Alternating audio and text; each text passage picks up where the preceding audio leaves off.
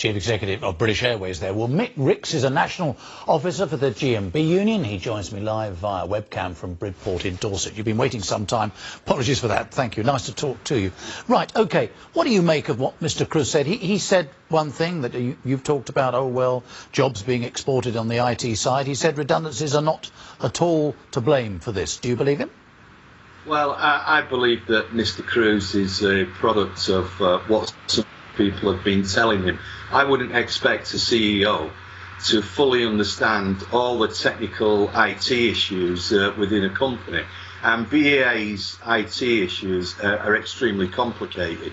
Our understanding is, if there was a certain group of people that had not been dismissed last year and their work had not been transferred to India, then actually the maintenance of the backup facility would not have taken place, i.e. the backup facility was supposed to kick in when the mainframe collapsed, and that is to ensure that the systems don't fall over. So no, Mr Cruz is not correct.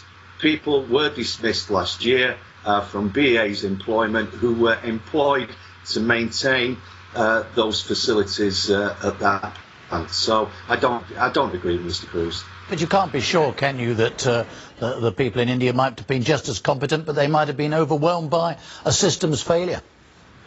Well, that's the issue. Outages are not uncommon. They do take place. But BA's IT operations staff were that highly trained. They used practice for every eventuality.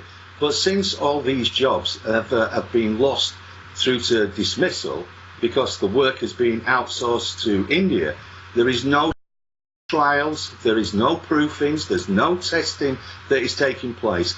And very valuable staff who were employed by BA, who intrinsically knew every system of its operation, which actually keeps its planes in the skies, have been lost. There's been a brain drain away from the company, and all because the company wants to save 91 million euros by January 2019. Well, this company, if he wants to produce those savings, he's probably just spent them this weekend in the compensation that he's got to repay the passengers that it's caused misery to.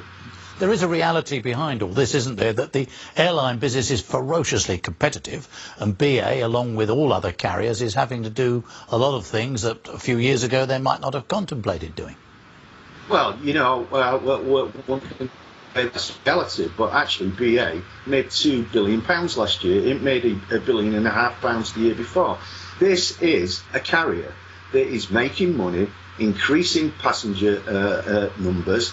You know, its targets to expand are taking place. This actually is about corporate greed.